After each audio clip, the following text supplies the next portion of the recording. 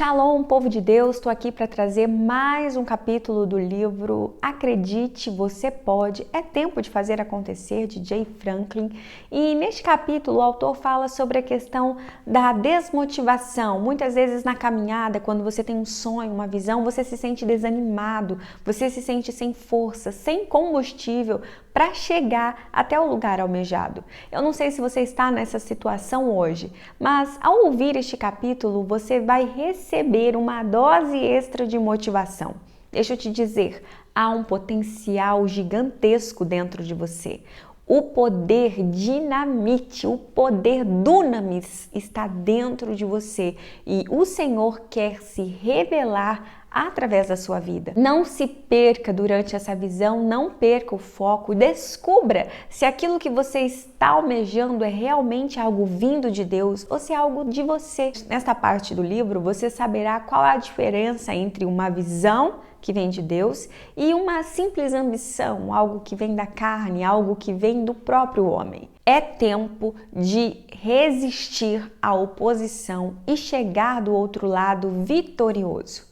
O autor nos dá aqui algumas diretrizes de como é um sonho, como que um sonho se desenvolve, quais são os percalços que você vai enfrentar e ao mesmo tempo ele mostra que você, ao receber a visão de Deus, você recebe junto com a visão um poder extraordinário, um grande potencial que te leva a alcançar bênçãos extraordinárias. Você nasceu para vencer. Numa corrida de vários espermatozoides, você já foi o vencedor. Isso foi só o começo da vida extraordinária que o Senhor reservou para você. Nesse capítulo, o autor traz o exemplo de Gideão. Gideão tinha uma visão distorcida de si mesmo, ele se via pequeno, ele se via incapaz, ele se via como um inútil, um desprezível. E o Senhor diz para ele, Gideão, você é um poderoso guerreiro, um valente guerreiro. Você é como eu sou, porque você é parte do meu projeto, você é parte do meu plano. Então, se você está nessa caminhada, às vezes desanimado, ouça este áudio e seja motivado pelo Espírito Santo a não desistir. Mantenha-se focado e descubra qual é o pior pesadelo do inimigo, aquilo que enfurece o inferno e que você nasceu para tomar posse disso. Creia, o Senhor é por você e Ele quer tornar essa visão, esse sonho em realidade. Assista esse vídeo e que o Senhor possa estremecer as suas estruturas e te colocar para avançar, porque a vitória é sua, em nome de Jesus. Você alcançará a visão. Eu sou especialista em nunca prestar atenção na pequena luz vermelha do painel do carro que indica a falta de combustível. Numa quarta-feira à noite, durante minha pregação, fiz uma piada sobre Dwayne, um dos nossos pastores, que havia conseguido milagrosamente ganhar peso durante nosso jejum de 21 dias. Naquela noite, eu estava indo para casa quando fiquei sem gasolina. Tentei ligar para todo mundo e, propositalmente, evitei ligar para o Dwayne, apesar de saber que ele atenderia o telefone. Após muitas tentativas frustradas sem conseguir falar com alguém, tive que ligar para ele. Ele dirigiu até onde eu estava e me resgatou levando um galão de gasolina com um sorriso malicioso no rosto. No dia seguinte, fui para Atlanta com minha família e passei o dia lá. No caminho para casa, Cherise e eu seguíamos nossas filhas que estavam no carro delas. Elas aceleraram e nos deixaram para trás. Adivinha o que aconteceu? Nosso carro ficou sem combustível de novo. Ali estávamos, na estrada, sem nenhum posto de gasolina por perto. Ligamos para nossa filha mais velha e ela voltou para nos pegar, o que levou cerca de 25 minutos. Com o carro dela, encontramos um posto, mas naquele lugar não havia nenhum recipiente para levar a gasolina. Portanto, comprei alguns litros de leite, esvaziei as garrafas e enchi com combustível. Quando voltei ao carro, Cherise disse: "Você está de brincadeira? Como você vai colocar gasolina com uma garrafa de leite?" As meninas pegaram seus celulares e começaram a tirar fotos de todas as maneiras criativas com que eu tentei abastecer o carro. Primeiro, tentei despejar lá dentro, mas escorreu para os lados do carro. Depois, Peguei um copo de papel no carro sem perceber que as crianças haviam feito buraquinhos no fundo dele. Então a gasolina foi derramada em mim quando a coloquei no copo. Tracy e as crianças não paravam de rir. Ela disse: "Você realmente não leva jeito para isso." Então, pegou uma revista e dobrou como um funil e conseguiu colocar um pouco de combustível no carro. Isso tudo demorou mais ou menos 1h30. Durante toda a volta para casa, eu tentei negociar com as crianças para que não contassem o acontecido para ninguém, mas já era tarde demais. Elas já haviam gravado tudo em seus celulares. Você sentiu como se seu sonho tivesse sem combustível? Já tentou de tudo? Como colocar combustível no seu tanque? O que acontece quando nossa visão fica sem combustível? Há uma época de nossas vidas em que a visão fica sem combustível. Achamos que a visão se cumprirá. Esperamos chegar lá, apesar de ela não estar nada aparente no momento. Tentamos de tudo para mover o sonho novamente. Eventualmente, uma mudança acontece. Descobrimos como colocar mais um pouco de gasolina e tudo começa a caminhar de novo. É aí que temos a certeza de que conseguiremos chegar à realização da visão. Sonhos, visões e destinos não são apenas para as pessoas excepcionais como Paulo. Em 2 Coríntios 12:1, vemos Paulo falar de suas visões pouco antes de começar a descrever um homem, provavelmente ele mesmo, que foi arrebatado ao 3º céu. Mas será que aquele era um caso especial? Será que isso não pode se aplicar a mim e a você? Sim, pode. Sonhos, visões e destinos não são apenas para pessoas excepcionais como Paulo. Talvez não tenhamos as mesmas visões que ele, mas temos visões de acordo com a vontade de Deus para as nossas vidas. Sabemos as coisas que Deus quer que conquistemos e devemos chegar a um ponto que devemos reconhecê-las como nossas. O não estabelecimento de metas. Agora, preciso fazer uma distinção aqui. Em muitos lugares, hoje em dia, ouvimos sobre estabelecer metas. Ouvimos isso na escola e no trabalho. Parece que todas as histórias de sucesso falam sobre isso. Não há nada de errado em ter objetivos, mas uma visão não é a mesma coisa. Estabelecemos metas com nossas mentes humanas carnais, mas uma visão é originária de Deus, é algo espiritual. Deus a coloca em nosso espírito, e quando nos conectamos com Ele, começamos a vê-la mais claramente. Quando começamos a alcançar a visão, é como se ouvíssemos Deus dizer: "Esse é o seu potencial, é isso que vejo você fazendo.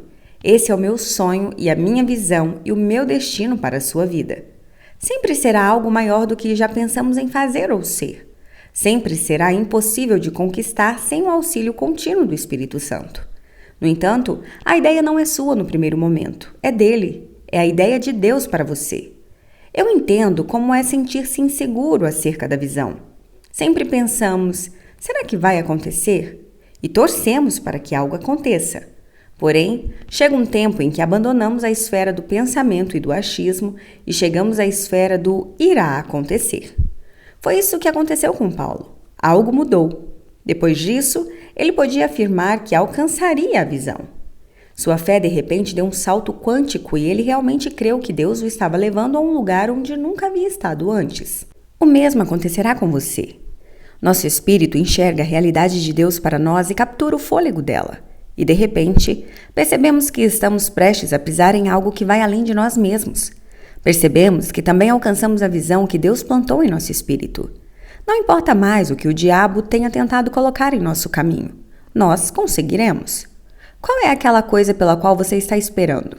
Aquilo pelo que você mal pode orar porque parece tão fora de alcance. Mas você tem orado. Tem orado em segredo e tem pensado muito sobre isso. Tem ansiado por isso mesmo sem ter tido coragem de contar a alguém. Até Paulo nem mesmo conseguia contar algo para as pessoas, pois não se sentia merecedor de sua experiência. Ele foi elevado a um lugar mais alto. Isso o transformou. Depois daquilo, ele pôde caminhar corretamente. Tinha muita certeza de que Deus o havia visto. Podia compartilhar aquela inspiração com os outros. Pôde escrever sobre suas visões na carta aos Coríntios. Ele virou uma página. Agora conhecia a verdade. Muitos outros detalhes de sua vida permaneceram da mesma forma. Ele ainda era arrastado pelas circunstâncias. Você será também. Ele ainda não havia visto a completa realização de seu sonho, mas sua fé havia sido incendiada como nunca antes. Ele teve uma visão. Sinto-me compelido pelo Espírito Santo a dizer-lhe algo. Não importa pelo que você esteja passando agora, você conquistará seu sonho. O inferno não pode impedir, os demônios não podem impedir, você conseguirá. Talvez você não tenha o sonho de estar no ministério quíntuplo, pregar, ensinar, etc. Todos nós temos chamados diferentes. Nem todos devem ser pregadores ou fazer parte da equipe do ministério. Alguns são chamados para serem mecânicos ou enfermeiros ou empresários. Porém, se você pertence a Deus e não desiste, sua visão se cumprirá. A forma como sabemos para o que fomos chamados é que não conseguimos fazer outra coisa e ficar feliz. Então, realmente sabemos para o que fomos chamados. Se você tivesse muito dinheiro, uma mansão, um carrão, isso tudo lhe faria feliz? Você se sentiria completo? Tenho certeza de que seria maravilhoso, mas isso não seria suficiente para esse pregador aqui, pois, ai de mim se não pregar o Evangelho. 1 Coríntios 9,16. É assim que funciona o chamado de Deus. Não consigo estar feliz em nenhum outro lugar.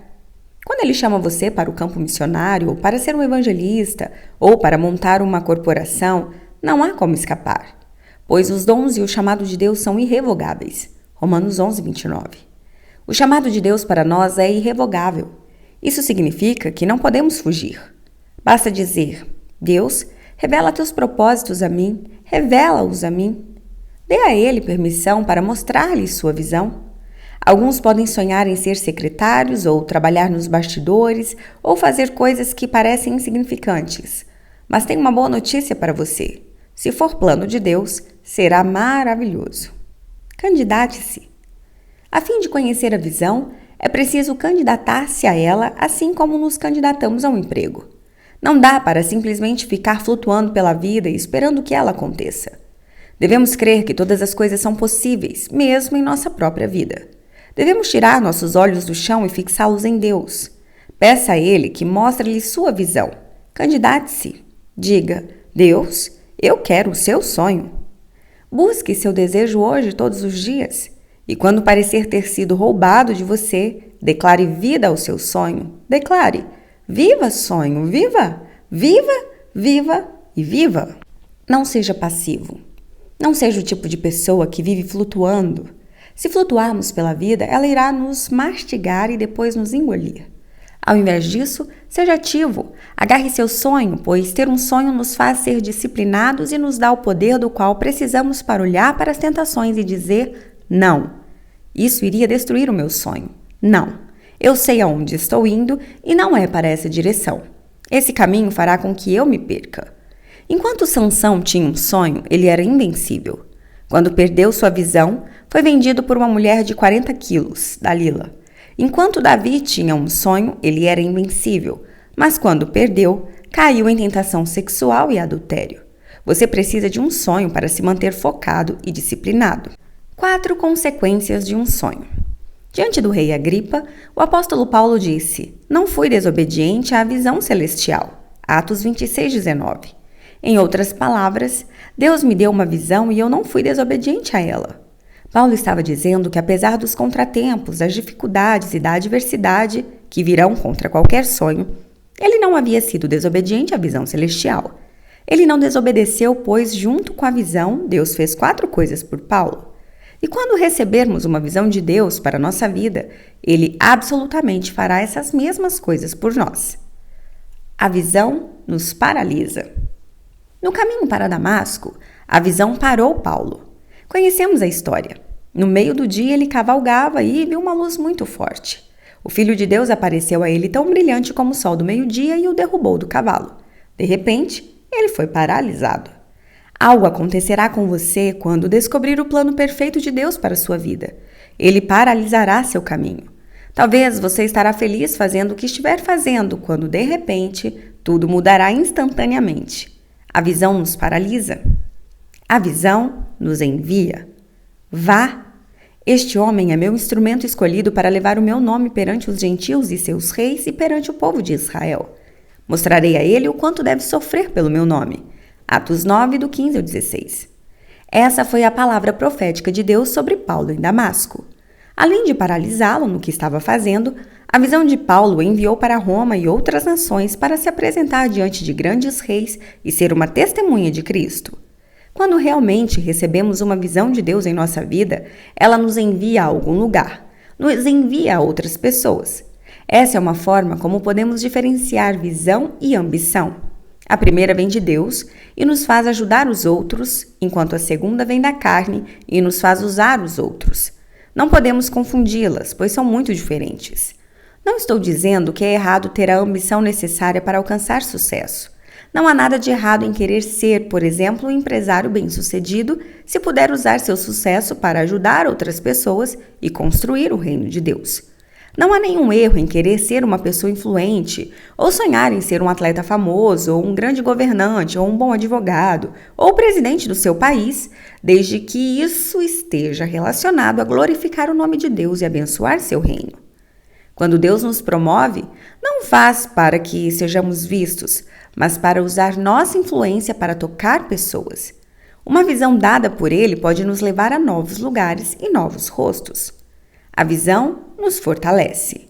Primeiro, Deus enviou uma visão que paralisou Paulo e depois o enviou. Depois disso, o Senhor deu a ele a força de que precisava para carregar a visão por anos e anos em meio a todos os tipos de dificuldades. Ele fará o mesmo por nós para que, quando a adversidade chegar, quando o inferno atacar, tenhamos força para levantar e continuar. Somente uma visão e um sonho reais podem fazer isso. Nunca conheci alguém que tenha feito algo significativo sem ter enfrentado dias, semanas ou meses de oposição. Faz parte do pacote. Uma visão de Deus nos enche de força e então podemos avançar apesar de tudo. A Bíblia diz que Jesus, pela alegria que lhe fora proposta, suportou a cruz desprezando a vergonha. Hebreus 12:2. Ele tinha determinação sobrenatural. Mesmo enquanto aqueles soldados o flagelavam, ele suportou e não permitiu que aquele ataque temporário de surras e pregos o impedisse de cumprir a maior visão já dada pelo Pai a qualquer pessoa. Ele estava com os olhos na alegria enquanto o matavam. Estava olhando para a alegria vindoura enquanto prendiam suas mãos e seus pés na cruz. Por causa da alegria proposta adiante, ele suportou a dor escaldante, o abandono, a certeza da morte. Ele conseguia ver a visão. Posso suportar a cruz hoje porque sei para onde irei amanhã. Isso o fortaleceu para que pudesse aguentar o seu amanhã. Você já havia pensado nisso antes? Isso se aplica para nossas circunstâncias também. Onde estou agora não é para onde estou indo. Quando Paulo disse que não havia sido desobediente à visão celestial, que tipos de desafios à sua obediência ele teve que enfrentar? Veja essa lista de contratempos e circunstâncias difíceis. Deus deve ter dado a ele força mais que suficiente para passar pelas mais pesadas provas. Longas viagens caminhando pelos mais diversificados tipos de terreno e outros meios de transporte perigosos, trabalho exaustivo, encarceramentos, surras, chicotadas e apedrejamentos, ameaças de morte, 3 naufrágios, insônia e frio, fome, sede e pobreza. Veja a lista completa em 2 Coríntios 11, do 23 ao 28. Sim, ele passou por tudo isso e mais. Porém, Paulo, o grande apóstolo, pensa nisso como pequenas aflições.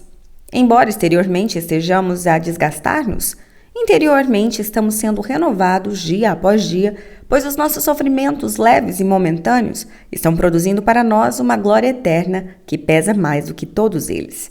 2 Coríntios 4, do 16 ao 17. Naquele mesmo capítulo, antes de dizer a Agripa, não fui desobediente à visão celestial, Atos 26, 19, ele olhou para aquele rei mau e disse, considero-me feliz. Versículo 2. Amo esse versículo. Quero escrever um livro intitulado Considero-me Feliz. Não é um bom título? Você sabe como funciona. Se achamos que vamos ficar deprimidos, nos consideramos deprimidos. Sou deprimido. Por quê? Porque estamos pensando nisso. Bem, é tempo de nos considerarmos felizes. Isso não faz você começar a ficar feliz só de pensar? Então, o que ajudou Paulo quando ele passou por todas aquelas coisas? Uma grande visão. Seu sonho era muito maior do que qualquer aflição da vida. Ele poderia se considerar feliz por causa do chamado de Deus em sua vida. A visão nos estica. O sonho de Paulo o esticou, o expandiu. A visão o ajudou a se tornar o que ele nunca se tornaria sem ela.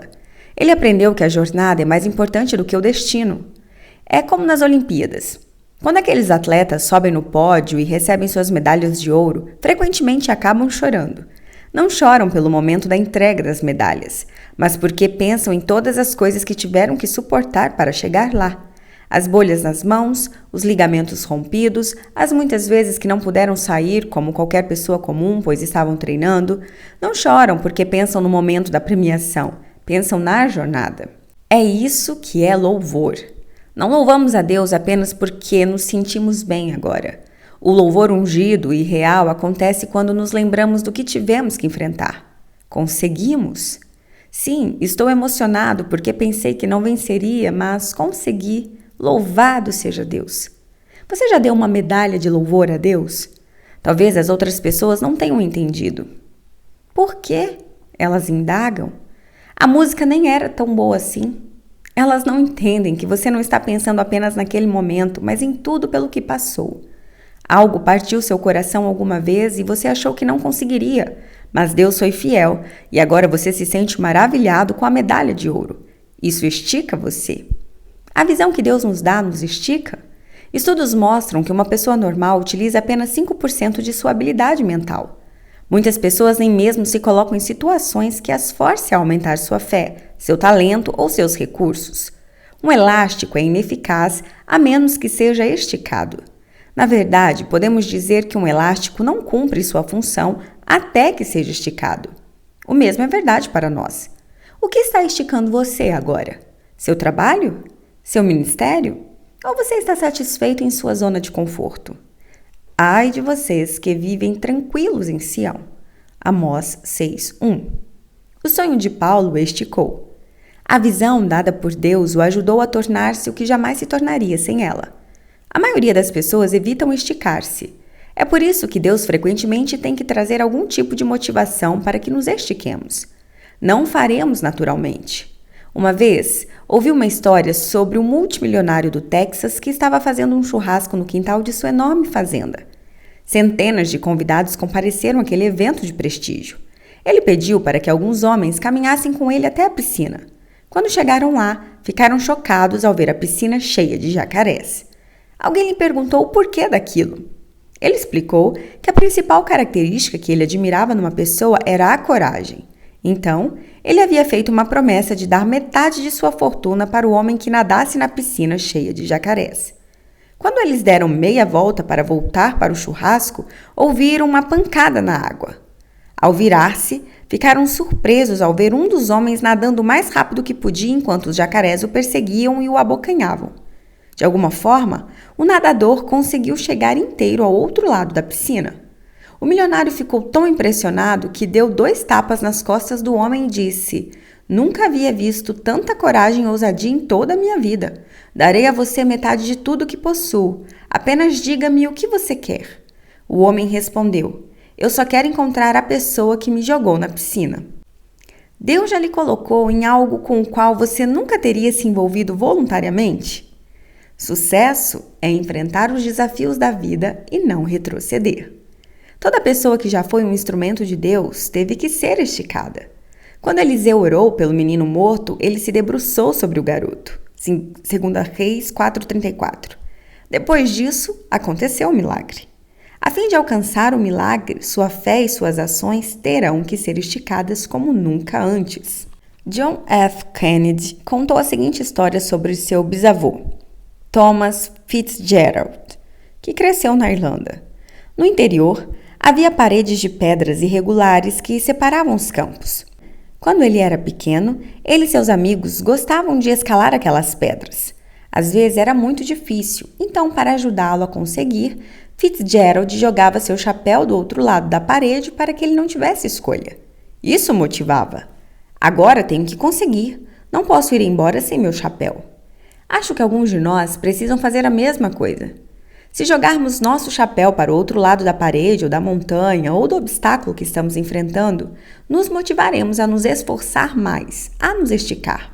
Nossa ação também informa ao inimigo que não planejamos desistir. Seja o que fizermos, almejamos o sucesso, pois há algo importante para nós lá. A maioria das pessoas ficam vulneráveis quando são esticadas. Assim como um elástico fica mais propenso a arrebentar quando é esticado, isso também acontece conosco quando nos esticamos para alcançar a visão de Deus. Ficamos vulneráveis quando o nosso sonho faz com que nos estiquemos. Lembre-se de que toda pessoa que já foi esticada foi também tentada a desistir, pois se sentiu desencorajada. Por isso, precisamos nos rodear de pessoas que nos encorajam. E a forma mais fácil de receber encorajamento é encorajando. Davi encorajava Jonatas, Jonatas encorajava Davi. 1 Samuel 23:16. Mas, mesmo quando ele já não tinha mais Jonatas, a Bíblia diz que Davi fortaleceu-se no Senhor. 1 Samuel 36. Ele não queria desistir, apesar de estar desencorajado. Ele conhecia essa verdade. Quando paramos de nos esticar, as pessoas ao nosso redor param de se esticar. Precisamos de afirmação quando nos esticamos. O momento mais importante para encorajar uma pessoa é quando ela está em risco. Outra coisa que nunca aprendemos é que não devemos parar de nos esticar. Uma palavra que você nunca encontrará na Bíblia é aposentadoria. Devemos nos esticar e esticar e esticar pelo resto de nossas vidas. Acredite em si mesmo. Antes de poder descobrir o que Deus nos chamou para fazer ou antes de alcançarmos todo o nosso potencial, temos que encontrar uma base duradoura sobre a qual construir nossa autoestima. Assim como nossas crenças podem nos fazer avançar, nossa baixa estima pode nos travar. Ela consiste no comitê da nossa mente que nos diz que não somos capazes, que não merecemos e que nunca conseguiremos. Sua baixa estima produz que pensamentos? Desafio você hoje a trazê-los à luz e expô-los à palavra de Deus. Não deixe que eles controlem você ou decidam seu futuro. Recuse transformar qualquer pensamento em uma palavra que contradiga o que Deus diz sobre você. Não podemos declarar morte sobre nossos sonhos e esperar vê-los se realizarem. Paulo diz: Deus nos escolheu nele antes da fundação do mundo. Efésios 1:4.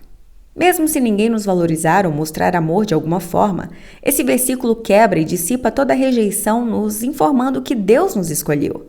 Imagine, você foi criado por Deus e desenhado para um propósito específico em um tempo e um lugar precisos. Uau!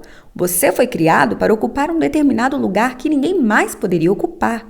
Você foi escolhido. Então, pare de tentar ser outra pessoa. Se desistirmos de ser quem somos, acabaremos sendo mais uma pessoa que Deus não precisa. Ele nos criou de uma forma precisa para um propósito específico que somente cada um de nós poderá cumprir. Pense sobre isso. Apesar do que gostamos ou não em nós mesmos, devemos nos sentir bem porque Deus nos escolheu. Pare de duvidar de si mesmo e de competir com os outros. Ninguém pode tomar o que Deus reservou para você. Hoje você tem uma escolha: deixar que os outros determinem seu valor ou deixar que Deus faça isso. Em Gênesis 1:31, lemos: Deus viu tudo o que havia feito, e tudo havia ficado muito bom. Antes de nascermos, Deus já nos havia visto e conhecia o propósito específico para o qual fomos designados. Então, nos deu os dons que precisaríamos. Ele olhou para nós e disse: muito bom. Você pode aplicar isso sobre si mesmo também? É importante que sim, pois os outros nos tratam da mesma forma como nos tratamos a nós mesmos. Se você não gosta da maneira como as pessoas lhe respondem, pare e pergunte: que mensagem estou passando? A fim de sermos bem tratados, temos que enviar a seguinte mensagem: sou alguém porque Deus me fez alguém. Portanto, me sinto bem comigo mesmo. Estamos falando aqui sobre a força interior que faz com que, quando entramos numa sala, os outros perguntem: quem é aquele? Não fazem essa pergunta por causa da nossa aparência física, mas porque nossa presença tem impacto. Não é orgulho, é apenas autoestima saudável baseada na opinião de Deus sobre nós. Eu chamo isso de Deus-estima. Quando a temos, ela afeta a forma como conversamos, nos candidatamos ao emprego, ministramos e até como oramos. Isso mesmo. Se pensamos que não temos valor, oramos com menos fé e concluímos que as promessas de Deus não são para nós. Estime quem você é e desenvolva o que Deus lhe deu. Pare de desejar ser outro alguém. Você tem uma combinação única dos dons e talentos de Deus e tem um destino especial na Terra. Gideão é um exemplo de alguém que não estava exatamente numa fila de voluntários. Ele não estava esperando ser esticado ou usado por Deus. Na verdade, ele estava se escondendo debaixo de um carvalho seco com medo dos inimigos midianitas. Então, veio o anjo do Senhor dizendo: Você é um poderoso guerreiro. Vê Juízes 6:12. Gideão não se considerava mas Deus enviou um anjo para ajudá-lo a se enxergar dessa forma. A história continua e conta como ele organizou seu exército. Quando ele tocou a trombeta, 32.000 israelitas se alistaram para lutar contra o exército midianita. Na verdade, aquilo não foi tão surpreendente, pois os midianitas tinham 250.000 homens, logo, 32.000 era apenas uma gota no balde. O que Deus decidiu fazer foi incrível. Ele decidiu diminuir o exército. Primeiro, fez Gideão desconvidar aqueles que estavam com medo, que eram muitos, 22.000 para ser exato. Agora, o exército contava com 10.000 homens, e os midianitas não haviam perdido nenhum homem de seu exército. Veja, às vezes Deus nos diminui para nos salvar. Pode parecer que você esteja em desvantagem de alguma forma em sua vida, mas sempre que Deus nos diminui é para nos levar de volta à nossa fonte. Não há lugar melhor e mais seguro do que estar no centro da vontade de Deus, mesmo se parecer ser desvantajoso. Com Deus, existe subtração abençoada. É quando Ele nos diminui para desenvolver nossa fé nele. Gideão obedeceu quando Deus lhe mandou levar os homens para beberem água, e ele percebeu como eles bebiam. Aqueles que usaram as mãos para beber a água seriam aqueles que Deus usaria para trazer a vitória a Israel. Então, dos 10.000, restaram apenas 300. Por que os que usaram as mãos? Acho que é porque os homens que usaram as mãos tiveram que ter as mãos vazias. Tiveram que deixar as armas de lado a fim de colocar a palma na água. É como se Deus estivesse dizendo: Venham a mim com mãos vazias. Deixem suas armas carnais. Não usarei nada de que vocês dependem para vencer essa batalha. Além disso, aqueles que mergulharam as mãos na água acabaram com as mãos limpas. Deus quer usar pessoas que têm mãos vazias, limpas. Isso representa um nível de consagração e santidade que precisamos ter quando Deus quer nos usar contra o diabo. Ele quer usar pessoas que obedecem sem hesitação. Por fim, Gideão percebeu que nem por força, nem por violência, mas pelo meu espírito, diz o Senhor dos Exércitos. Zacarias 4:6. Ele entendeu que Deus havia reduzido o número de homens para que compreendesse que números não importam onde a força dele ocupa o primeiro lugar. Deus era seu refúgio, sua fortaleza. Precisamos ter cuidado ao colocar nossa confiança em números. Davi sofreu seu maior julgamento quando ele fez um censo de Israel, 2 Samuel 24. Há duas coisas que devemos lembrar sobre números, quando dizem respeito a Deus. Nunca permita que os números louvem você. Nunca se permita louvar os números. Deus sozinho tinha a vitória em suas mãos. A fraqueza de Gideão não seria explorada pelo inimigo. Ao invés disso, seria usada pelo Senhor dos Exércitos para mostrar seu magnífico poder. O pior pesadelo do diabo. Depois, o que Deus disse para Gideão fazer? Ele disse: Quero que você vá e ouça o que está acontecendo no acampamento do inimigo. Então Gideão levou seu servo consigo e foi até lá. Juízes 7, do 13 ao 15. Aquela foi uma ordem estranha. A fim de fazer com que Gideão tivesse confiança, Deus mandou que ele fosse ouvir o que seus inimigos estavam dizendo sobre ele. Ele queria mostrar-lhe como ele era visto com os olhos de Deus e com os olhos dos inimigos. O mesmo vale para nós. Se pudermos nos enxergar através dos olhos do inimigo, nossa confiança aumentará. Deus precisou que Gideão acreditasse que poderia fazer o que ele lhe havia ordenado. Então, a fim de construir sua confiança, o Senhor lhe disse: Esconda-se atrás de uma moita e ouça o que os midianitas estão falando sobre o seu potencial. Foi assim que ele ouviu sobre o pesadelo. Um dos soldados inimigos havia tido um pesadelo sobre a invasão de Gideão. O pão de cevada representava o exército de Israel e também representa o pão ou a palavra de Deus. Uma palavra do Senhor faz com que o diabo tenha pesadelos. Uma pessoa como Gideão, que não tem nada com que começar, dinheiro, nem poder, nem nada, pode demolir a fortaleza do inimigo com uma única palavra de Deus. Pense nisso. O pior pesadelo do diabo é que eu e você acordemos e reconheçamos nossa autoridade em Cristo, ao invés de resmungar: eu sou o menor de todos, sou o menor das tribos, tenho tanta coisa contra mim. Quando descobrimos nosso propósito e como Deus quer que abordemos a batalha para vencer, saberemos que a vitória já é nossa, e isso deixará o diabo preocupado. Essa é a forma como tem que ser, você não acha? São as forças do acampamento do inimigo que devem ficar preocupadas, não os ungidos do Senhor. Mas, frequentemente, o contrário acontece. O acampamento errado é que se aflige. O pior pesadelo do diabo é que enxerguemos além de nossa visão terrena e vejamos com os olhos celestiais, como Gideão fez quando ouviu o que estava acontecendo no acampamento dos midianitas. O inimigo sabe que ele já é derrotado e espera desesperadamente que não saibamos disso. O pior pesadelo do diabo é que nós saibamos que estão falando sobre nós no acampamento do inimigo. Quando Gideão ouviu quão temeroso estavam os soldados de Midian, sua fé decolou a ponto de poder dizer: "Creio que posso fazer qualquer coisa, pois, como o homem imagina, assim ele é." Provérbios 23:7. O que seu inimigo e seus companheiros têm falado sobre você e o seu potencial? Asseguro-lhe que você ficaria surpresa em saber. Lembro-me de que quando o Senhor me chamou para pregar, eu me senti como Gideão. Sou pobre, sou da pequena tribo de Benjamim, sou o mais jovem da minha família. Juízes 6:15. Em outras palavras, eu sou um ninguém. Essa é uma atitude autodestruidora que é muito comum. Isso é o que muitos de nós dizem em meio às suas batalhas. Estou derrotado, não tenho nada, não tenho talentos, não sou especial, sou apenas mais um. Enquanto isso, no terreno inimigo, eles estão tendo pesadelos conosco. A única esperança deles é que nos aprisionemos em nosso antigo modo de pensar. Se não respondermos ao sonho de Deus para as nossas vidas, o inimigo vencerá. Se ele puder fazer com que achemos que não ouvimos Deus, talvez consiga prevalecer. O que quero lhe dizer é que você é mais importante do que imagina ser. E pessoas importantes fazem coisas importantes. Acredite, você pode.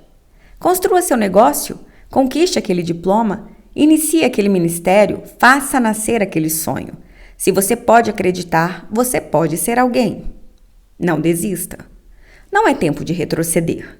Não é tempo de perder a coragem. Não é tempo de processar o que está acontecendo com você. É tempo de dizer: Deus, mostra-me quem eu realmente sou em ti e do que eu sou capaz. Este é o momento de ver as coisas de forma diferente. Gideão liderou seu pequeno exército na batalha contra 250.000 homens, e tudo o que eles possuíam era uma trombeta e jarros frágeis que continham tochas. Quando Gideão disse: "Quebrem os jarros", as tochas se acenderam. Juízes 7:19. Os soldados inimigos entraram em pânico e começaram a matar tudo à sua frente, ou seja, uns aos outros. Gideão e seu pequeno exército devem ter ficado segurando as tochas boquiabertos. Juízes 7, do 22 ao 23. Veja, a quebra dos jarros representa o desejo de sermos quebrados para que a luz de Deus brilhe em nós. O sonho dele para a nossa vida pode ser realizado mesmo em face de dificuldades insuperáveis. Será que se Deus nos quebrar, ainda confiaremos nele e tocaremos a trombeta para glorificá-lo? Será que podemos passar por uma experiência difícil, um problema financeiro, um divórcio, uma perda de emprego e ainda manter nossa tocha de fogo santo? Então, alcançaremos a visão. Acreditaremos que vamos conseguir. Tomaremos posse do poder do nosso sonho, do destino que Deus colocou em nosso espírito quando nos criou. Revisão: você alcançará a visão. Deus é quem dá visões. Peça a sua a Ele. As visões fazem 4 coisas: nos paralisam, nos enviam, nos fortalecem e nos esticam. Deixe que a história de Gideão lembre você de 3 coisas: como Deus lhe vê, a importância da obediência e o poder do quebrantamento. Lembre-se, o inimigo é quem deve ter pesadelos, não você. Ficou comigo até o final deste vídeo? Então eu peço, por favor, deixe o seu like, se inscreva nesse canal se você não fez isso e compartilhe este áudio com mais pessoas para que outras vidas sejam edificadas. Que o Senhor te abençoe, em nome de Jesus.